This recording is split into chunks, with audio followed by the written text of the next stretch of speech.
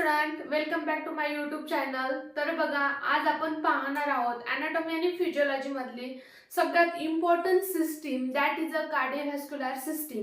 तर त्यामध्ये आज आपण पाहणार आहोत ॲनाटॉमी ऑफ द हार्ट। बघा, एक्झाम मध्ये मग ती DHS ची एक्झाम असेल, DMAR ची असेल, RRB ची असेल किंवा मग ESIC ची असेल किंवा मग आपला MHS एक्झाम असेल किंवा JNM असेल किंवा ANM असेल, या एक्झाम्स मधला जो फेवरेट टॉपिक आहे ना क्वेश्चन्स विचारण्यासाठी, तो आहे हार्ट म्हणजेच कार्डिओव्हास्क्युलर सिस्टीम।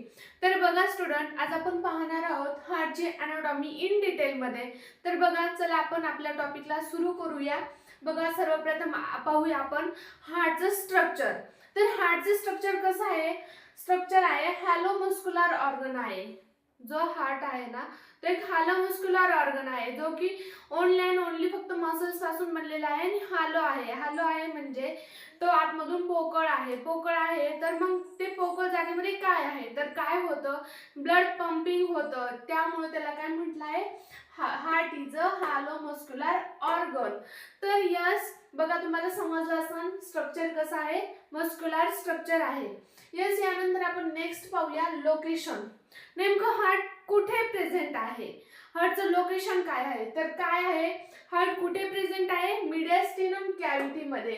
आता हे मिडियास्टिनम काय आहे, तर मिडियास्टिनम बघा दोन लंग्समध्ये जो स्पेस असतो त्याला आपण काय म्हणतो, मिडियास्टिनम, जे की ज्यामध्ये स्टर्नम आणि व्हर्टिब्रेज असतात। The space between two lungs is called as mediastinum आणि त्या mediastinum cavity मध्ये कोण प्रेझेंट आहे, हार्ट।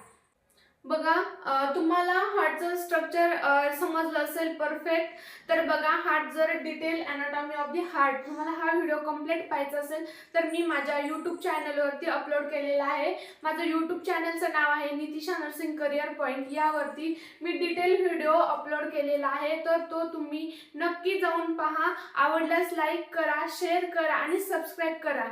आणि तुमचे हार्टच्या रिलेटेड अजून काही प्रॉब्लेम्स असतील तर ते मला कमेंट्समध्ये नक्की कळवा। धन्यवाद।